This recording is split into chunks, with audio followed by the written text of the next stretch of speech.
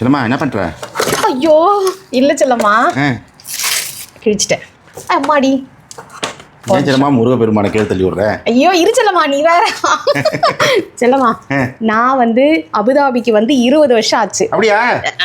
இந்த 20 வருஷத்துல கேலண்டரும் வாங்க மாட்டேன். ஆமா. இதை பார்த்து வந்து நடக்குதோ நடக்கலையோ, இதை பார்த்த உடனே ஒரு பயம் வந்துடும். அதனாலே மேக்சிமம் வாங்க மாட்டேன். அதை பத்தி ஏன் செல்லம்மா உனக்கு பயம் வருது? ஏதாவது ஒரு விஷயம் நான் தவறா நடந்தாலும் சரி, நல்லதா நடந்தாலும் சரி, நமக்கு தெரியாம நடந்தா நல்லது. ஆமா. தெரிஞ்சிருச்சுன்னா ஐயோ ஐயோ ஐயோ அப்படின்ற மாதிரி அந்த ஃபீலிங் வரும். காலையில ஐயோ ஐயோன்னு சொல்லக்கூடாது இல்லையா? ஆமா. ஸோ அதனால எதுக்கு அப்படின்ட்டு. ஆனா இப்போ வேற வழி இல்லை. எனக்கு 1ஆம் தேதி முருகர் வந்துட்டார். Very good. ஸோ முருகரை வந்து வேணான்னு சொல்ல எனக்கு மனசே வரல. அதனால சரி கொடுங்கன்னு வாங்கிட்டேன். அதனால தான் ஆணி கூட அடிக்காம சும்மா அப்படி வச்சிருக்கேன்.